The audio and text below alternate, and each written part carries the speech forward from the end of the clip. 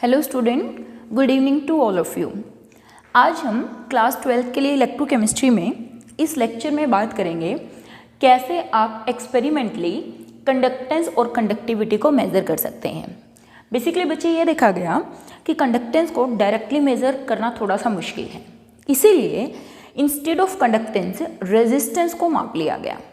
किसी भी कंडक्टर की रेजिस्टेंस को मेज़र किया जा सकता है और उसको किसकी हेल्प से मेज़र किया जा सकता है? With the help of this instrument which is called Wheatstone bridge. अगर आप व्हीटस्टोन ब्रिज को ध्यान से देखेंगे, इसको आप फिजिक्स में भी पढ़ते हैं। यहाँ पर हमने 4 रेजिस्टेंस ली हुई है। R1 जो कि वेरिएबल रेजिस्टेंस है, R2 जो कि अननोन रेजिस्टेंस है जो हमें डिटरमाइन करनी है, R3 और R4 जो रेजिस्टेंस है वो हमें मालूम है कि उनकी वैल्यू कितनी है। इनको एक गैल्वेनोमीटर से जोड़ा गया है और यहाँ पे एक बैटरी और हमने यहाँ पर एक की लगाई हुई है। तो होगा क्या, क्योंकि हमें R2 की रेजिस्टेंस निकालनी है, तो जैसे ही हम यहाँ पे की ऑन करेंगे, यहाँ पर ये जो R2 हमने लिया है ये रेजिस्टेंस हमें मालूम नहीं है। तो क्या किया जाता है, जैसे ही इलेक्ट्रिक करंट इसके अंदर पास किया जाता है तो नल पॉइंट को डिटेक्ट किया जाता है। And what is null point? ये जो गैल्वेनोमीटर हमने लिया हुआ है, नल पॉइंट पे इस गैल्वेनोमीटर की जो सुई है वो कोई डिफ्लेक्शन शो नहीं करती। Means what is null point? The point at which the needle of the galvanometer stop at one point, means it stop showing the deflection। मतलब ये ऐसे इधर उधर घूमना बंद कर देती है।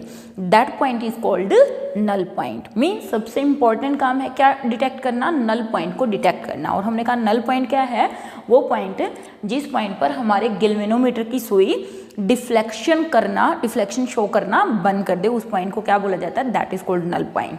तो नल पॉइंट पे होगा क्या, रेजिस्टेंस R1 डिवाइडेड बाय में resistance R2 equal to resistance R3 divided by में resistance R4। Means null point जैसे ही हमें ऑब्टेन होगा R1 बाय में R2, R3 बाय में R4। तो हम यहाँ से इजीली R2 को कैलकुलेट कर सकते हैं, that is R1 into R4 divided by में R3। R1 को हमने वेरी किया है, कितना वेरी किया है वो तो हमें मालूम है। R3 और R4 हमें ऑलरेडी मालूम थे, तो यहाँ से हम क्या निकाल सकते हैं? R2 को डिटरमाइन कर सकते हैं। और अगर एक बार हमें रेजिस्टेंस पता चल गई तो हमें मालूम है रेजिस्टेंस क्या होती है? 1 ओवर कंडक्टेंस, या फिर कंडक्टेंस क्या होती है? 1 over resistance. Mean first we determine resistance of any material, then we convert it into its conductance, because conductance and resistance are reciprocal of each other। but ये तो बेटा अगर हम बात करें, दिस इज अ वायर, ये तो एक वायर थी जिसकी रेजिस्टेंस मुझे निकालनी थी। लेकिन हमारे लिए प्रॉब्लम कब आती है? जब हम इलेक्ट्रोकेमिस्ट्री में बात करते हैं। क्यों?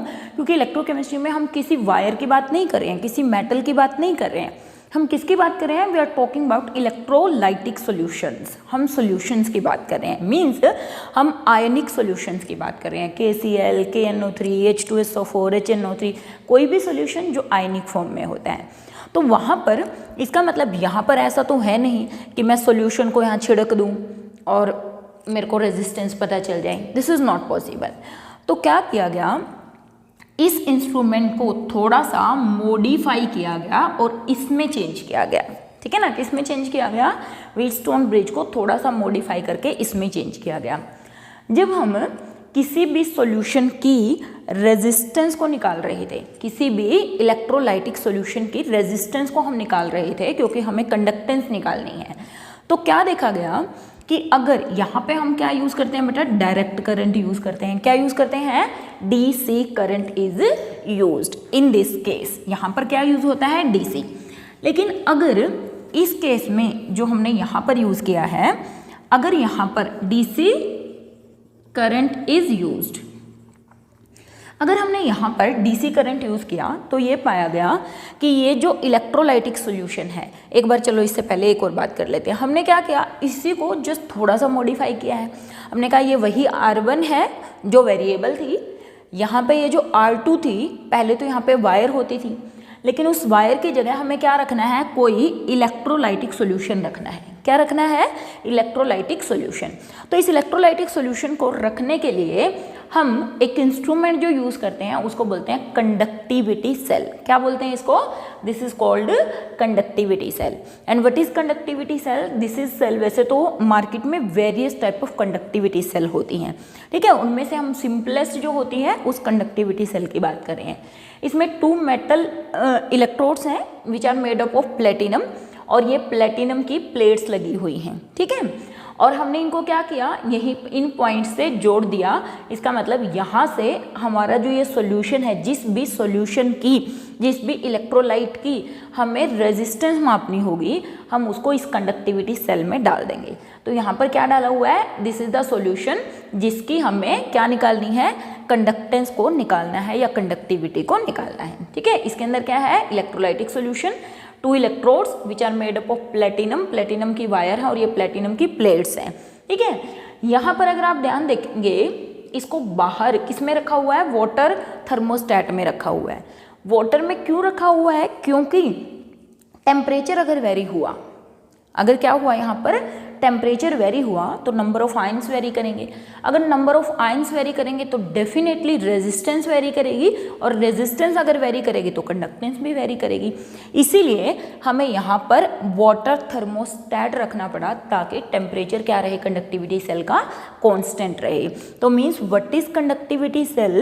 It is a cell, it is a instrument in which we can take any electrolytic solution whose conductance या conductivity we have to determine, जिसकी conductivity हमें determine करनी हो, ठीक है।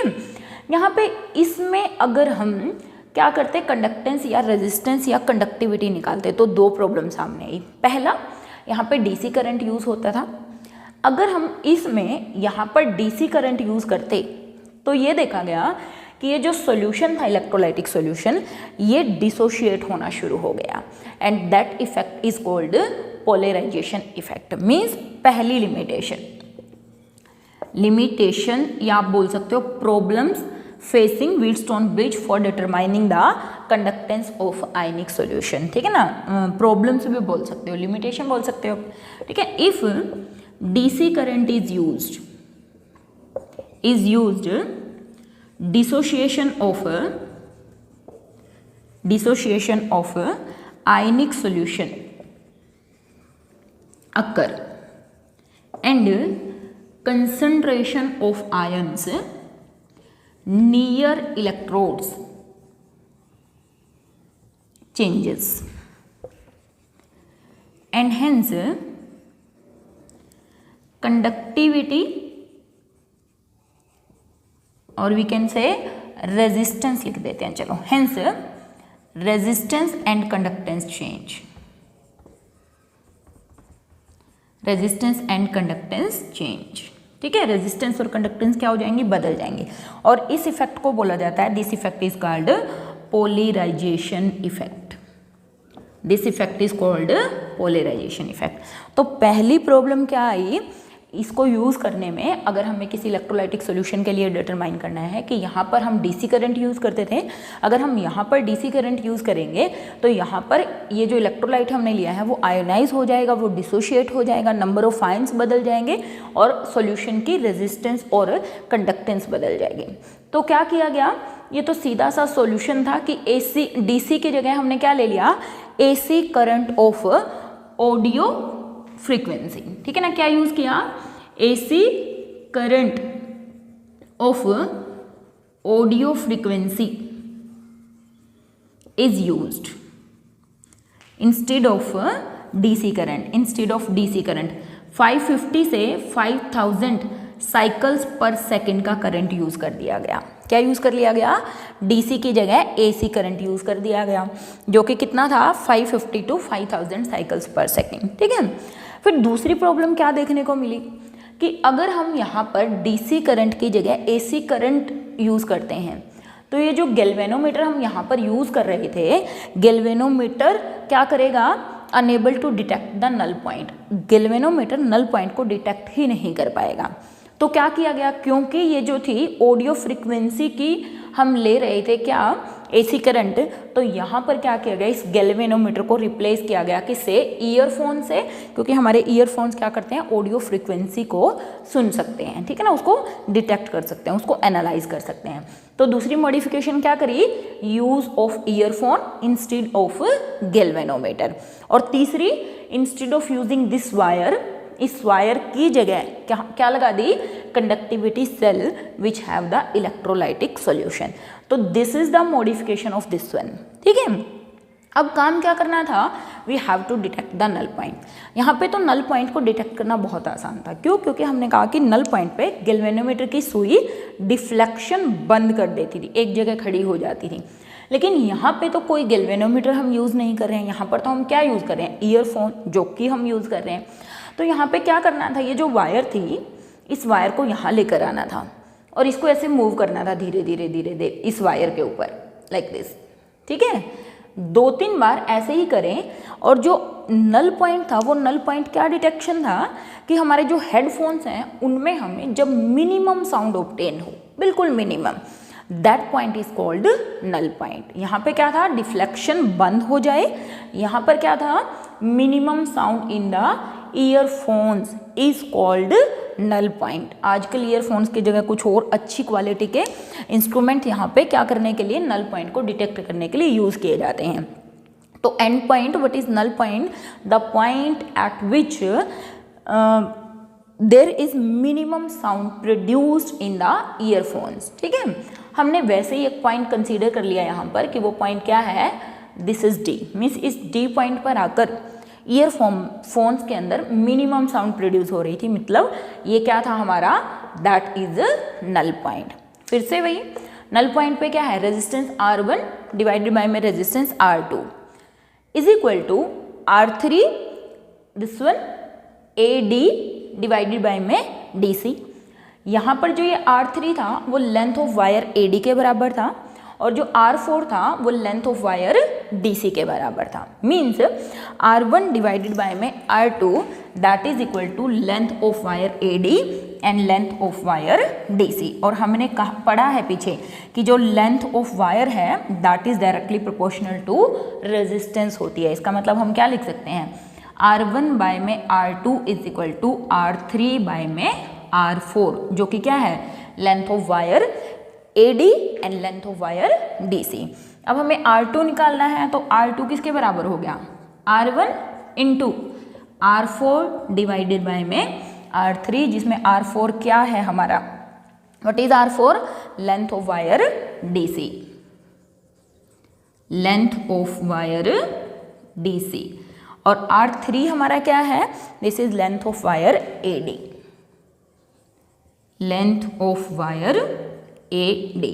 तो यहाँ से resistance of this solution which is present in this electrolytic conductivity cell can be determine.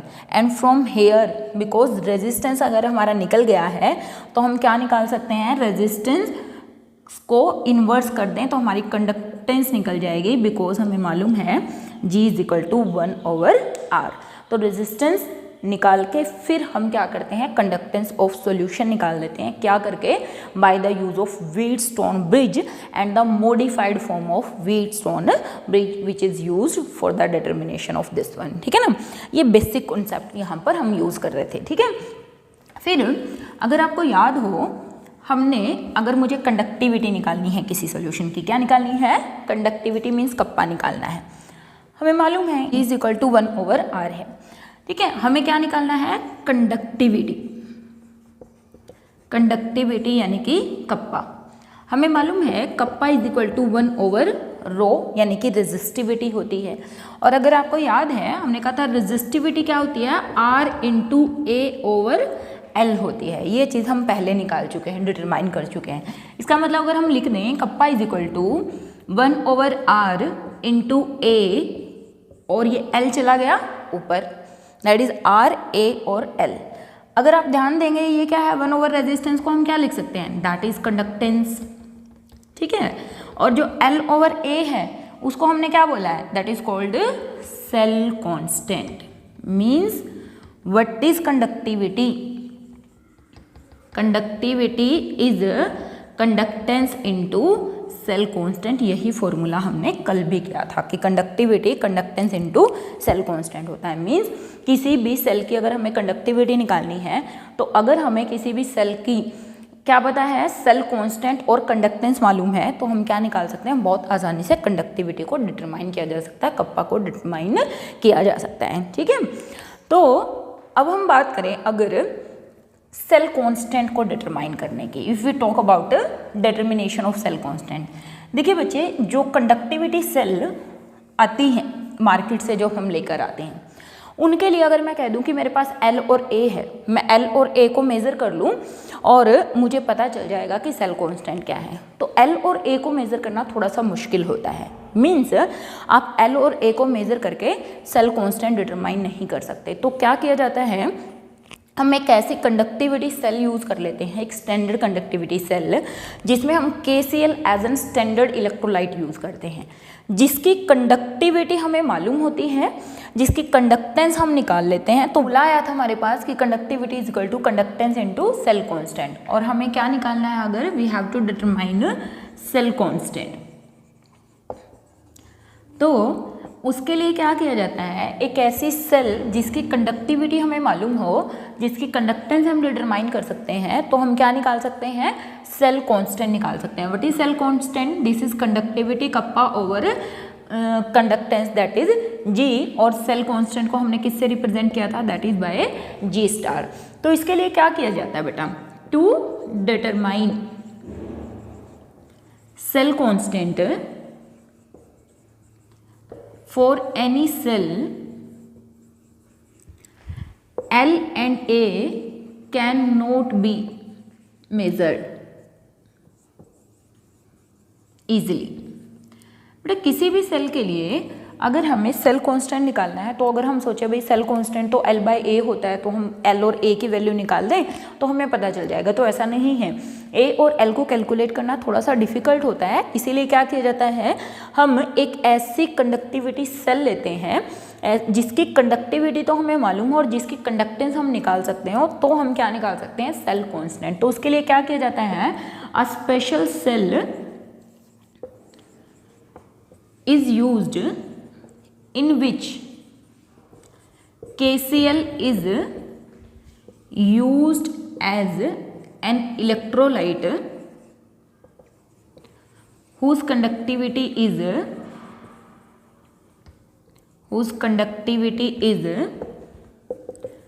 known at different temperature and whose conductance can be determined, means एक ऐसी स्पेसिफिक सेल ले ली जाती है जिसकी कंडक्टिविटी तो हमें मालूम हो, जिसकी कंडक्टेंस हम डिटरमाइन कर सकते हो, और उसके लिए हम क्या यूज़ करते हैं, एक स्टैंडर्ड सॉल्यूशन ले लेते हैं KCl का।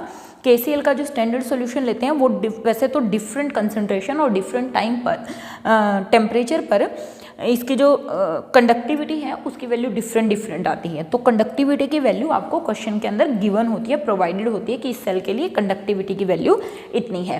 तो इस तरीके से हम क्या कर सकते हैं, cell constant can be determined by using this formula.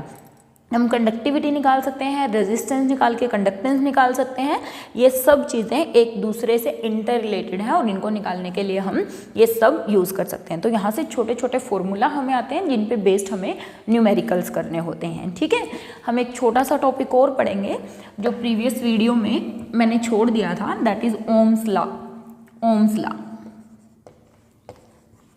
ठीक है, अगर हम बात करें what is Ohm's law is equal to V is directly proportional to I, जहां पर V क्या है, it is potential difference, V is potential difference and I is current,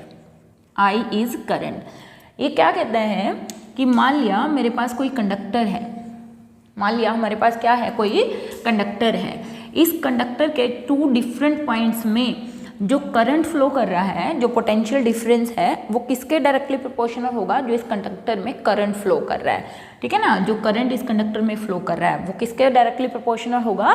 potential difference. Means what is Ohm's law? Potential difference applied across the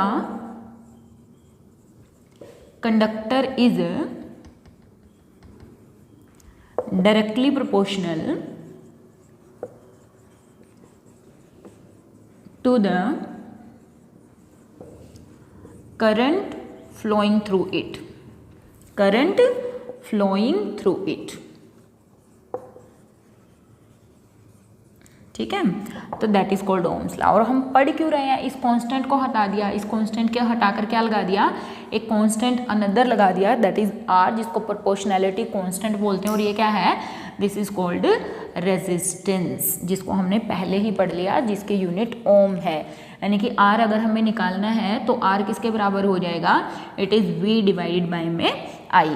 potential difference को बच्चे volt में major किया जाता है और करंट को एम्पियर में मेजर किया जाता है, ठीक है। इसको एमीटर में मेजर किया जाता है, पोटेंशियल डिफरेंस को वोल्ट मीटर में मेजर किया जाता है।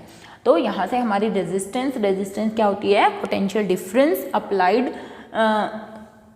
Across the conductor is directly proportional to या डिवाइडेड बाय में आई। वहाँ से हमारी क्या निकल जाएगी? Resistance of any solution. Ohm's law conductors पर ही नहीं अप्लाई होता बल्कि इलेक्ट्रोलाइटिक सॉल्यूशन पर भी अप्लाई होता है जो कंडक्शन शो करते हैं। तो दैट इज़ वाई हम इसका यूज़ करके भी किसी भी सॉल्यूशन की रेजिस्टेंस को डिटरमाइन कर सकते हैं, ठीक है। So these are some of the basic concept. हम नेक्स्ट हमारे लेक्चर में बात करेंगे कि किस तरीके से जो कंडक्टेंस है, रेजिस्टेंस है, कंडक्टिविटी है, डाइल्यूशन करने पर या कंसंट्रेशन को बढ़ाने या घटाने से उनके ऊपर क्या इफेक्ट होता है। होप आपको ये सब चीज़ें बहुत बढ़िया तरीके से समझ आ रही होंगी। स्टे होम बच्चों, पढ़िए घर रहकर और अच्छे से स्टडी पर कंसंट्रेट करिए। अगर आप नहीं पढ़ेंगे ये सोच के कि स्कूल्स लगेंगे हम फिर पढ़ाई शुरू करेंगे, तो आप इस टाइम को वेस्ट कर रहे हैं और ये टाइम वापस कभी नहीं आएगा। तो so please don't waste time. Have a nice day.